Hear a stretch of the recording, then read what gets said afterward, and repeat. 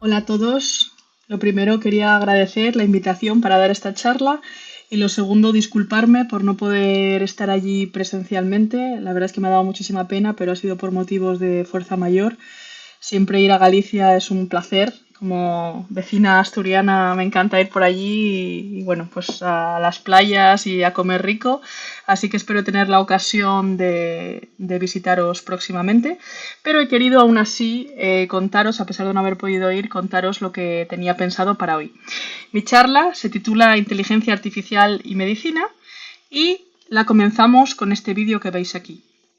Como veis, aquí se ve pues una chica que se refleja en los cristales de un tren, en los suburbios de una ciudad, seguramente asiática, y a estas alturas de la película a nadie le va a asustar que le diga que esto ha sido creado con inteligencia artificial y usando un prompt que es reflejos en la ventana de un tren viajando por los suburbios de Tokio.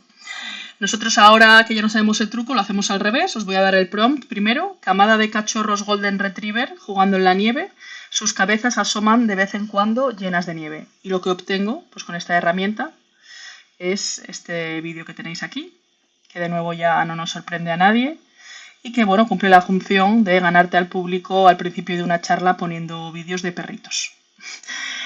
Bueno, como os decía, esto ya no sorprende a nadie después de todo lo que hemos vivido, pero yo en esta charla no os voy a hablar de las maravillas, sino que os voy a hablar también de los problemas de la inteligencia artificial. Y de hecho, si veis esta imagen que tenemos aquí, este vídeo, también con la misma herramienta de OpenAI, Sora, que por cierto ya no está disponible, vemos a una persona, que vamos a volver a darle, que va corriendo en una cinta transportadora, pero que corre al revés. Además, bueno, no queda muy claro por la imagen, parece que la cinta también se mueve algo.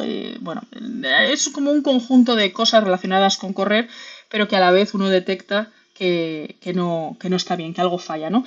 Y eso está muy relacionado pues, con lo que vamos a ver durante la presentación de cómo aprenden estas herramientas y de pues cómo les falta esa experiencia en muchos casos humana para saber cómo es de verdad correr y qué es lo que tienen que representar. Por supuesto, esto era al principio de Sora, luego las cosas fueron mejorando, pero siguió habiendo algunos problemas y sigue habiendo algunos problemas en las inteligencias artificiales de imagen, de vídeo, en todas en general, pero en estas es más visual ver este tipo de problemas donde vemos que simplemente mezcla cosas que quizás no debería de mezclar simplemente porque no entiende del todo la acción que está representando. Mi propósito en esta charla es que salgáis de aquí entendiendo cómo funciona una red neuronal, que es uno de los modelos que está por detrás de tanto de ChatGPT, Gemini, Claude, como de todas estas herramientas de vídeo, de generación de imagen. Y también, aunque os mencionaré, bueno, os comentaré algunas de las maravillas de la inteligencia artificial, os voy a hablar sobre todo de los retos, de qué nos queda todavía por hacer en inteligencia artificial para que sea una realidad estas herramientas en nuestro día a día clínico. Para ello empezamos definiendo qué es la inteligencia artificial. Hay muchísimas definiciones, yo me he quedado con esta. Una máquina inteligente lleva a cabo acciones que maximicen sus posibilidades de éxito en algún objetivo o tarea. Me gusta por las comillas en inteligente, porque me parece que la palabra inteligente todavía es más marketing que otra cosa, y lleva a cabo acciones que maximicen sus posibilidades de éxito. Esto es importantísimo y lo vamos a ver más adelante en esta presentación. Simplemente maximizan sus posibilidades de acertar, ¿vale? No entienden todo el contexto e intentan responder en función del contexto, de conectar ideas, de razonar y demás. Incluso los métodos que llaman de razonamiento, todavía lo que están haciendo es maximizar su posibilidad de éxito, maximizar el darte una respuesta satisfactoria, ¿vale? Eso es lo que maximizan. Y luego está en algún objetivo o tarea. No simplemente saben hacer de todo tipo de cosas, como una persona que tiene una inteligencia humana es capaz de hacer muchísimas cosas diferentes gracias a su inteligencia, todavía estas herramientas simplemente saben hacer objetivos o tareas concretas que le ponemos, que a veces son muy amplias, como en el caso de los grandes modelos de lenguaje con los que interactuamos, de estos chats, que son capaces de hablar de todo, ¿no? Y eso nos da una sensación como que tiene una inteligencia en general. Pero lo cierto es que solamente, de momento, a día de hoy, están maximizando su éxito en un objetivo o una tarea concreto. Vale, Hablamos un poco de historia. La inteligencia artificial nace ya en 1950, o sea que es una cosa antigua a pesar de que nosotros ahora estemos viendo este boom y que nos dé la sensación que acaba de surgir todo. La inteligencia artificial nace con lo que se llama la inteligencia artificial simbólica, donde tenía que haber una persona que programara, o varias personas, que programaran las reglas del problema que se quería resolver. Entonces, por ejemplo, en el caso del ajedrez tenemos ahí pues las famosas jugadas años 90, Kasparov contra Deep Blue, y lo que hacían era pues crear un sistema que codificaba, que escribía las reglas del ajedrez, que codificaba diferentes jugadas y luego gracias al procesamiento, a la gran capacidad que tienen los ordenadores de procesar muy rápido, el ordenador era capaz de explorar distintas opciones, ver las distintas probabilidades y tomar una decisión, ¿no? Pero en sí no se podría decir que el ordenador aprendía a jugar al ajedrez, simplemente seguía unas reglas, ¿no? Y es justamente en este tipo de problemas donde vemos que puede funcionar muy bien la inteligencia artificial simbólica si el problema que tenemos delante tiene unas reglas claras, como es el caso del ajedrez, que por supuesto no quiere decir que teniendo las reglas seas capaz de jugar al ajedrez, pero las reglas en sí están claras. Y de hecho, aprender a jugar al ajedrez a nivel de cuáles son las reglas del juego es muy sencillo y uno es capaz de hacerlo en 10 minutos, ¿no? Pero sin embargo, luego jugar bien al ajedrez, eso ya no es lo mismo. Vale, pues para estos problemas donde las reglas estaban claras, el aprendizaje simbólico funcionaba bastante bien. El problema venía cuando teníamos problemas donde las reglas no estaban tan claras. Y no estoy hablando de grandes problemas de la humanidad, estoy hablando de distinguir una imagen de un perro de una imagen de un gato. Si nosotros queremos aprender a distinguir un perro, cualquier perro de cualquier gato, y tenemos que escribirlo, tenemos que programarlo, poner cómo son las orejas de los perros, cómo son las orejas de los gatos. Bueno, pues sabiendo, por ejemplo, que los perros hay con orejas puntiagudas, con orejas más caídas, con orejas pequeñas, grandes. El propio perro tiene muchísima variabilidad, cómo tiene el hocico. Todo, cuando queremos hablar a nivel global de qué es un perro, es extremadamente difícil crear esas reglas para poder distinguirlo en todo momento de un gato. Entonces, ahí, en ese tipo de problemas donde codificar las reglas es algo complicado, es donde nace el paradigma que tenemos hoy en día, que es el aprendizaje automático, Machine Learning, algunas veces lo oiréis en inglés, y que nace de una serie de preguntas, que son las que tenéis ahí. ¿Puede un ordenador ver más allá de lo que sabemos cómo ordenarle? ¿Puede aprender una tarea concreta a su manera? ¿Puede incluso sorprendernos? En lugar de darle nosotros unas reglas codificadas, ¿puede aprender el ordenador solo a base de ver ejemplos? Y justamente ese es el paradigma que tenemos hoy en día. Ahora mismo, imaginaos que queremos un sistema de inteligencia artificial que distinga perros y gatos, lo que vamos a hacer es darle muchas imágenes de perros con la etiqueta perro, muchas imágenes de gatos con la etiqueta gato, y el ordenador, que es experto, bueno, el modelo que corre en el ordenador, que es experto en encontrar patrones, lo que va a hacer es encontrar cuáles son los patrones comunes a todos esos que tienen etiqueta perro, los patrones comunes a todos los que tienen etiqueta gato y cuáles son los patrones de uno y de otro que permite distinguirlos entre sí.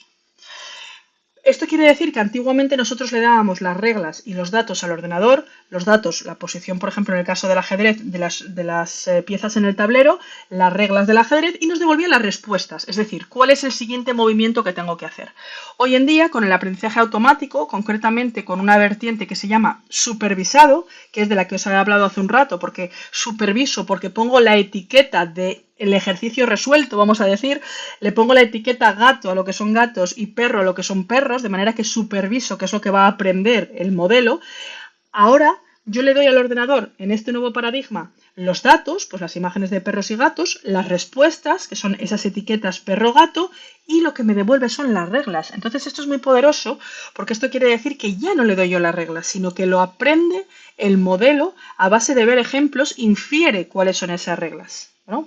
Como os decía antes, se le da muy bien buscar patrones. Vamos a por el primer propósito de esta charla, que es lo de entender cómo funciona una red neuronal, como os decía antes, y para ello tenemos que hablar de representaciones.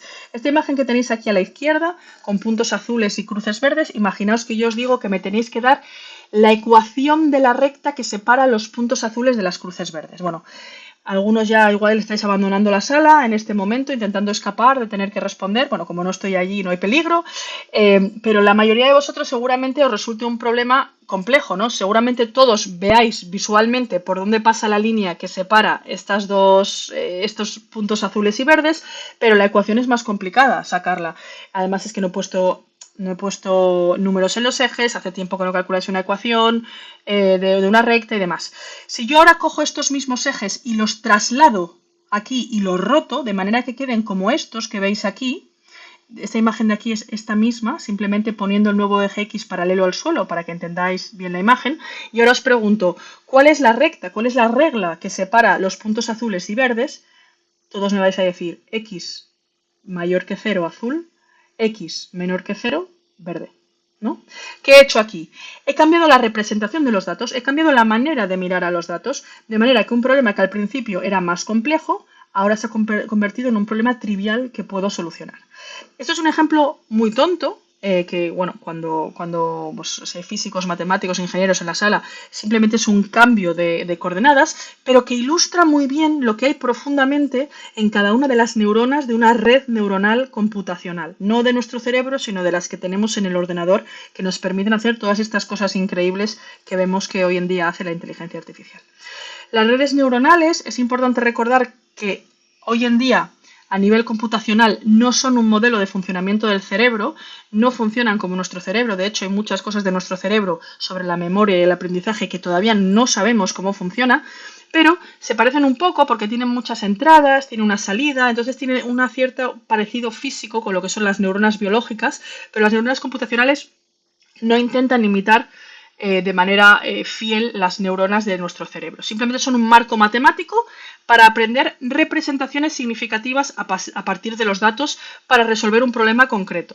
¿Vale? Entonces, una red neuronal tendría esta pinta, una red neuronal que ha sido entrenada, lo que tendría sería pues que nosotros le meteríamos, imaginaos que queremos distinguir entre pacientes, entre imágenes de una radiografía de pacientes que potencialmente tienen neumonía y queremos distinguir los que tienen neumonía de los que no. Nosotros meteríamos aquí los datos, meteríamos la imagen. Si alguien está ahora preocupado, porque yo antes les he contado un ejemplo con puntos verdes y puntos azules y ahora de repente hablo de imágenes, para el ordenador es exactamente lo mismo. ¿Qué más le da al ordenador si al final una imagen es una matriz de números? ¿Qué más le da hacer operaciones con esa matriz de números que hacer operaciones con dos coordenadas X, Y como yo os he dado antes? Es exactamente lo mismo. Simplemente, bueno, pues más complejidad porque hay más números, pero a nivel operativo es exactamente lo mismo. Entonces yo metería esta imagen aquí, pasaría por esta red una vez que ya estuviera entrenada, que luego os explicaré cómo entrena, y me daría un resultado que si ha sido bien entrenada y yo le meto un paciente patológico, pues me daría un resultado entre 0 y 1, y si es patológico, pues me lo daría mayor que 0,5 y si no es patológico, mayor o igual que 0,5. ¿Cómo aprenden estas redes neuronales? Esto sería una que ya ha aprendido. Pues aprende minimizando los errores, comparando con la realidad, que es la etiqueta que yo le doy. En el caso de perros y gatos es ese perro y ese gato, esa etiqueta que le doy, solucionando el problema, dándoselo solucionado para que aprenda. O en el caso de la neumonía, pues neumonía, no neumonía. Esas serían las etiquetas. ¿Cómo aprende también? No solamente viendo si se equivoca o no, sino cuando se equivoca viendo si se equivoca por mucho o por poco, es decir, estudiando la amplitud y el signo del error. Me he equivocado por mucho y luego me he equivocado por exceso o por defecto, eso sería el signo del error. Vale, y hasta ahora no habéis aprendido nada. Simplemente os he contado esto de cómo funciona, pero en el fondo no os he dicho cómo aprende. Para ello tenemos que hablar primero de las escopetas de feria. Una red neuronal es como una escopeta de feria. Nosotros llegamos allí y lo único de lo que estamos seguros cuando vamos a disparar a un patito que se mueve para conseguir cierto premio es que la escopeta que tenemos seguramente esté o trucada o desviada o similar. Disparamos la primera vez. La primera vez seguramente fallamos, si no es fruto de un azar misterioso, la primera vez fallaremos. ¿Y cómo vamos a aprender a hacerlo mejor? Pues minimizando los errores. Comparamos con la realidad. ¿Le hemos dado al patito sí o no? Amplitud y signo del error. ¿Por cuánto no le hemos dado? Perdón que se ha ido hacia atrás. ¿Por cuánto no le hemos dado? Signo del error. ¿No le he dado por la izquierda o por la derecha? ¿Vale? O sea, ¿hacia qué lugar me he equivocado? Entonces, la siguiente vez que yo vaya a disparar, ya habré ajustado la posición de mis manos con mis ojos que apuntarán mejor también hacia donde quieren mirar, que colocarán mejor la escopeta y esa segunda vez lo haré un poco mejor. Y la tercera, porque seguramente la segunda falle, un poco mejor. Y la cuarta acabaré dándole al patito. Pues de aquí, de la feria, volvemos a las redes neuronales. Yo tengo una red neuronal y la primera vez que yo meto aquí una imagen, imaginaos una imagen de un paciente que es patológico, ¿vale? Que tiene neumonía, va a aplicarle una serie de cambios de representación, de nuevas representaciones de los datos. Cada una de estas bolitas es una neurona y cada una es una representación nueva. Esta es una, esta es otra, esta es otra, esta es otra. Y luego va a combinar estas representaciones para crear otras representaciones nuevas más complejas. Y si yo, perdón, que no para de cambiar de slide, si yo tengo más capas de neuronas, pues cada vez serán representaciones más complejas construidas a partir de las anteriores, hasta que al final llego a un último valor entre 0 y 1, que como os decía antes, si es mayor que 0,5 será patológico, si es menor o igual que 0,5 no es patológico. La primera vez que yo meto aquí una imagen, todas estas representaciones van a ser aleatorias. Va a hacer cambios aleatorios. Esas rotaciones, traslaciones que veíamos para los puntos azules y verdes van a ser aleatorios. De manera que aquí me va a salir un número aleatorio. Meto a un paciente con neumonía y a lo mejor me sale 0,4. Es decir, falla, porque 0,4 sería no patológico. Aprendo minimizando los errores. ¿Qué quiere decir? Comparo con la realidad, comparo con la etiqueta que yo le he metido, el modelo, la red neuronal sabe que se ha equivocado porque ha comparado con la realidad y ve por cuánto se ha equivocado. De manera que lo que va a hacer es modificar un poquito cada una de estas representaciones sin entender nada, simplemente matemáticamente, perdón, que no se para de cambiar, sin entender nada, de manera que la siguiente vez que esa misma imagen pase por esta red neuronal, en lugar de darme 0,4 me dé 0,5. ¿Vale? Ya sigo haciéndolo mal, pero ya estoy un poquito más cerca. Vuelvo a comparar con la realidad, amplitud y signo del error, vuelvo a modificar cada una de estas de manera, de nuevo, sin entender nada de mi imagen, puede ser cualquier cosa, simplemente hacer una serie de transformaciones de manera que la siguiente vez, en lugar de 0,5 me dé 0,6. Y eso quiere decir que ya habrá acertado, porque 0,6 es mayor que 0,5, era un paciente con neumonía y me está diciendo que tiene neumonía. Si yo hago esto que os acabo de contar, de ir ajustando poco a poco hasta acertar las transformaciones, y en lugar de hacerlo solo para una imagen de un paciente, lo hago para 10.000 pacientes, la mitad con neumonía y la mitad sin neumonía, con bastante variabilidad entre ellos, de sexo, de dónde se han adquirido esas imágenes, de edad de los pacientes, al final lo que acabaré obteniendo es una red entrenada, es decir, habrá aprendido no solamente de una, sino de todos esos casos que le he enseñado, cómo tiene que modificar las representaciones para acertar el mayor número de veces posible. Y eso es lo que llamamos entrenar una red, y una vez que la tenemos entrenada, yo le puedo meter ya una imagen que nunca haya visto esa red, va a obrar su magia, magia matemática, o calcular las distintas representaciones y darme un resultado.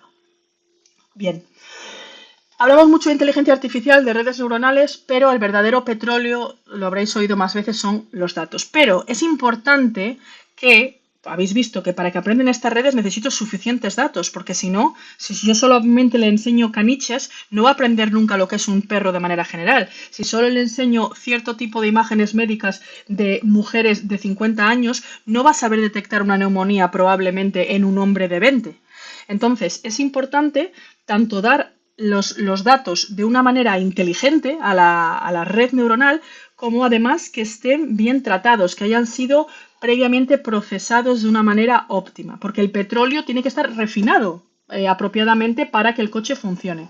Hasta ahora, en medicina, trabajábamos con lo que teníamos, trabajábamos con lo que obteníamos en la práctica clínica para hacer los diagnósticos a los pacientes, pero ahora, viendo que tenemos estas herramientas, es imperdonable que no trabajemos con lo que necesitamos, y por eso los esfuerzos ahora van en la dirección de manera casi transparente, que el médico no tenga un cambio en lo que tiene, que bastante tiene, sea capaz de tomarse esos datos, podamos tomar esos datos de una manera que sea óptima para luego poder entrenar estos modelos que nos van a ayudar a mejorar nuestra salud.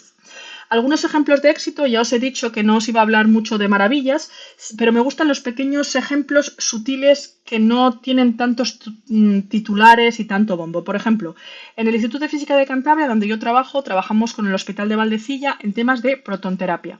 Utilizar protones para el tratamiento del cáncer más dirigido y, bueno, muy eficiente. Vale. Hablando con los médicos del Hospital de Valdecilla, una médico concreto, bastante joven, le preguntaba, me interesa siempre mucho esto, qué herramientas de inteligencia artificial realmente ella notaba que tenía un impacto en su trabajo desde que ella había comenzado a trabajar. Y me hablaba del cálculo de contornos, que es esto que veis aquí. También se puede llamar segmentación, que es básicamente rodear estructuras que nos interesan. ¿Por qué nos interesa esto? Pues antes de tratar un paciente hay que planificar la planificación terapéutica, delimitar dónde se quiere aplicar la dosis, el volumen exacto donde se quiere aplicar la dosis, calcular dónde están los órganos adyacentes sanos, si hay algún implante o algún artefacto. Y todo esto antes llevaba 2 días. Y con las herramientas de inteligencia artificial que ya están incorporadas en las herramientas, pues en las herramientas, los programas que tienen los médicos que se dedican a esto, ahora mismo ha pasado de 2 días a 5 minutos. Y me encantan estos ejemplos porque son ejemplos menos visibles, no es el ejemplo vistoso de detecta el cáncer de páncreas el 99% de las veces, que por cierto, muchos de esos titulares luego hay que leer la letra pequeña y entender realmente lo que hacen esos sistemas, pero estos son pequeñas cosas que ya están teniendo un impacto. Y aquí vamos a por qué he empezado esta presentación con vídeos de perritos y con vídeos de la chica reflejándose en el cristal y demás. En el 2019, este fue uno de los primeros estudios que hubo que utilizaba para aprender a hacer ese contorno, esas segmentaciones, utilizaba imágenes reales, pero también las ampliaba con imágenes sintéticas que habían sido generadas artificialmente. Y estamos hablando de los albores de la inteligencia artificial generativa. Por aquel entonces no funcionaba tan bien como hoy en día, no éramos capaces de crear imágenes tan increíbles como las que creamos, como los vídeos que os he enseñado. Gracias a entrenar una red neuronal que tiene datos reales y datos que son sintéticos, se ha podido, en este artículo hablan de ello, mejorar la eficiencia con la que calculamos en esos volúmenes su error en un 50%. ¿Vale? Hay resultados más modernos, hay muchas cosas que van en esta dirección, pero esto para mí fue uno de los primeros resultados donde se vio el impacto que iban a tener estas técnicas.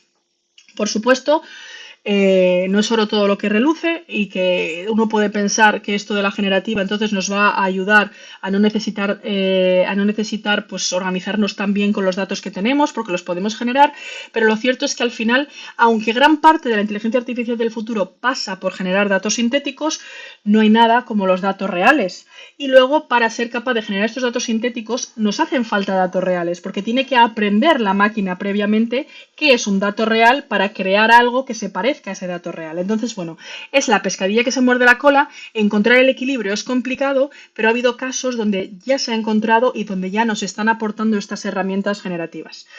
Si tantas maravillas hay, si tan bien funcionan, ¿por qué todavía no forman una parte más grande dentro de nuestro día a día clínico, ¿no? Porque hay pequeñas cosas en el flujo de trabajo de los médicos donde ya está introducido casi de manera transparente, pero por ejemplo para diagnóstico. ¿Qué falta por hacer? Bueno, una de las cosas que falta es que estos sistemas son poco interpretables. Y os voy a poner un ejemplo que se entiende muy claro a lo que me refiero. En el instituto hicimos un sistema de triaje de neumonía junto con Valdecilla, el Hospital de Valdecilla, de nuevo, que era capaz de detectar al principio del COVID, lo hicimos muy rápido, era capaz de detectar pacientes con neumonía y pacientes sin neumonía para un triaje. Nosotros, como somos un grupo de investigación que además estudiamos la interpretabilidad de estos modelos, es decir, en qué se están fijando para tomar las decisiones que toman, pues hicimos un estudio, no nos fiamos de que nos salía casi al 100% de eficiencia el sistema, que acertaba muy bien, no nos fiamos, porque no hay que fiarse nunca, fuimos a mirar y vimos que además de fijarse en los pulmones, se fijaba en la clavícula.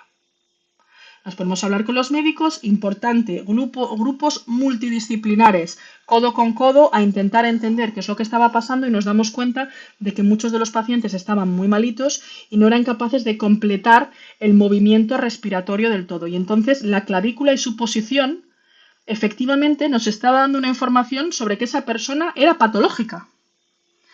Y de nuevo, volvemos a la definición que os di al principio. maximizar su probabilidad de éxito en algún objetivo o tarea. La máquina, la red neuronal, busca patrones, representaciones de los datos y en sus representaciones descubre que le ayuda a hacerlo mejor si se fija en las clavículas en ciertos casos, que hay una correlación espuria, pero una correlación entre la gente que tiene la clavícula en una cierta postura y la gente enferma, y por lo tanto utiliza esa información. Nosotros, bueno, nos dimos cuenta de esto, forzamos a que solo se fijaran los pulmones, bajó ligeramente la eficiencia del sistema, o sea que teníamos un sistema que creíamos que funcionaba al 100% y cuando se fija en lo que se tiene que fijar, baja ligeramente la eficiencia, pero es mucho más robusto. Y tras contaros esto, os planteo algunas preguntas abiertas, no os las voy a solucionar, os las dejo abiertas para que lo penséis. ¿Hay que sacrificar la utilización de estos algoritmos porque no entendemos completamente cómo ha sido tomada la decisión? Si un modelo funciona correctamente, ¿no podemos simplemente ignorar cómo y por qué lo hace? Y ahora os doy una de cal y una de arena. No podemos saber si algo funciona correctamente si no entendemos cómo ha tomado una determinada decisión. ¿Es esto cierto? Pues no lo sé, porque si pensamos, por ejemplo, en cómo funciona la medicina, en cómo funciona en la aprobación de fármacos, los ensayos clínicos son precisamente porque no entendemos qué va a pasar exactamente en nuestro cuerpo cuando se meta un cierto fármaco. Si tuviéramos un modelo que nos explicara todo lo que va a ir haciendo ese fármaco, seguramente no haría falta ensayos clínicos. Entonces, habría que hacer lo mismo, eso ya es mi punto de vista, y es lo que se intenta hacer con los sistemas de inteligencia artificial, hacer una especie de ensayos clínicos para ser capaces de decir si una herramienta es válida o no, sobre todo entender cuáles son sus errores, cuáles son sus incertidumbres, qué limitaciones tiene y luego ver si lo que van a solucionar y el riesgo que corres de fallar pues es asumible, ¿no? Que es un poco la idea. Y cierro esto con otra pregunta abierta que dejo, que es, queremos que la inteligencia artificial haga las cosas igual o mejor que nosotros, pero no queremos que haga nada que nosotros no podamos entender. Lo dejo a la reflexión. Otro de los retos que tenemos por delante son los sesgos. En el fondo, lo de la clavícula que os conté antes es un sesgo que tenían los datos, ¿no? Imaginaos si en una imagen es difícil de detectar porque, bueno, nosotros tuvimos suerte en este caso y pudimos detectarlo, pero ¿cuántos otros sesgos nos estarán escapando? Además de cosas que el ojo humano le cuesta ver, porque el médico no se habría fijado nunca en la clavícula. Así que es muy difícil que viendo esas imágenes se hubiera dado cuenta de que el dataset tenía mucha gente que estaba haciendo esa postura, ¿no? Que está relacionada con neumonías más graves. Perdón. Otro de los campos donde los sesgos han dado mucho que hablar, pues es en el tema de la detección de melanomas. Había un sistema buenísimo hace unos años que detectaba los melanomas mejor que los médicos, junto con la retinopatía diabética todo el mundo hablaba de ello, que era una maravilla. ¿Qué ocurrió? Que cuando fue gente con la piel más oscura, de repente ya no funcionaba tan bien, ¿no? Y pues esto es un problema porque evidentemente queremos soluciones clínicas que no funcionen bien para ti que tienes la piel de este color o bien para ti que tienes tal género, pero para el resto no, ¿no? Entonces, bueno, todas estas cosas son importantes. Simplemente para ilustrar, Gemini tuvo un problema hace tiempo que se quejaron que cada vez que alguien quería crear una imagen, casi siempre era un hombre caucásico de 40 años, y entonces decidieron intentar eliminar los sesgos. Perdón.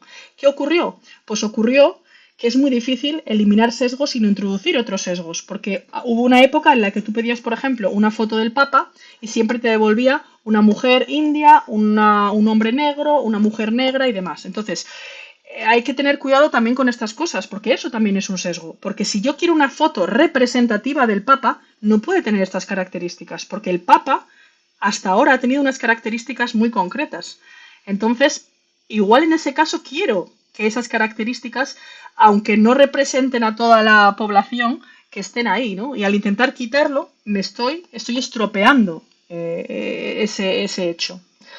Luego, otra cosa muy interesante, esta imagen me impresionó mucho. Si tú le metías a ChatGPT la imagen de esta chica y le decías, devuélveme la misma imagen, le volvías a meter esa imagen, devuélveme la misma imagen, le volvías a meter esa imagen, devuélveme la misma imagen, así, no sé si eran 150 veces, esto es lo que ocurría.